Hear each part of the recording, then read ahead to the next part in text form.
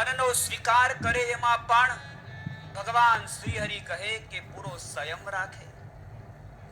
રસા શક્તિર ન કર્તવ્યા સર્વત્ર સર્વદા યથા કાલમ યથા લબ્ધમ ભોજ્યમ અન્નમ ફલાદિવા. મહારાજ કે મારે શરણે રહેલો મારો આશ્રિત, જેને પોતાના જીવાત્માની આત્યંતિકી મુક્તિ સિદ્ધ કરવી છે, સાધવી છે, એવા તમામ નર નારીઓએ પૂજા કર્યા બાદ મને નિવેદન કરેલો જે મહાપ્રસાદ, એનું ભક્ષણ કરવું, પણ ક્યારેય રસાસક્તિ ન કરવી.